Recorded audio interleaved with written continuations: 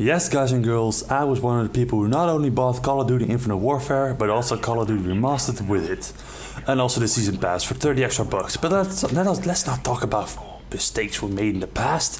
What I do want to talk about is the horrible fact that 50,000 people used to live in the city.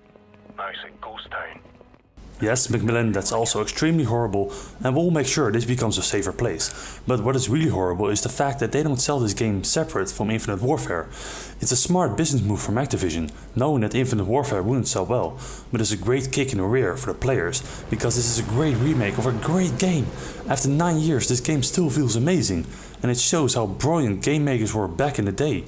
And of course still are to this day, because a large group of developers left Infinity Ward to make Respawn Entertainment and create Titanfall, which I also loved. This way. Let's go. Let's, as always, start with the positives. The game looks great, but not like a completely new game like Battlefield or even Infinite Warfare. Where I think the game went a lot further is on the remade sounds. Just listen.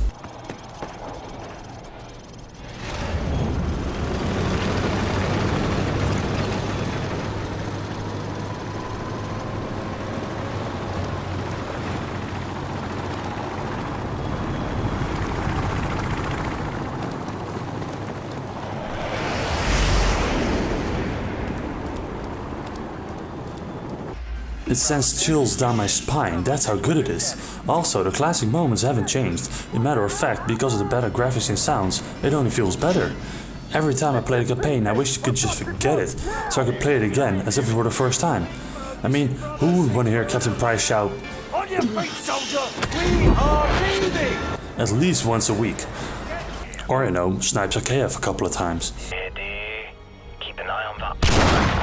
Watch target down. I think I saw his arm fly off. Nice one. We got him. Shut that onto him. It feels great, it looks great, it plays, you've guessed it, great.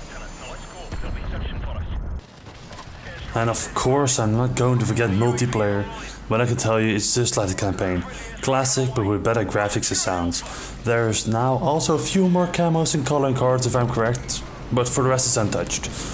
It's the same COD we all loved 9 years ago, but with none of the hackers that now roam the old console versions.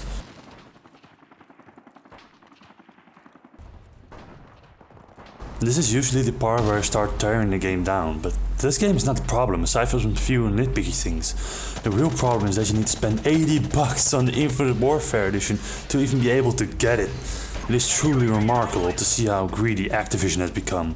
If I had a guess, I think that right about the time of March or April, they'll start selling the game as a standalone to squeeze even more money out of it. Until then, you have to spend 20 bucks on a great game with a 60-buck chain attached to your wallet. And at last, the verdict. The game itself was great, and if it was a $20 standalone or even a $30 standalone, I have no problem to recommend it to you. The problem is that it isn't. It's 80. So if you're willing to put that down for some beautiful nostalgia, then go right ahead and buy it. I know I will go right back to playing right after I'm done with this review. But if you're not willing to pay 80 bucks, then I advise you to wait. Because for 80 bucks, I find it really hard to tell you if it is well worth your money.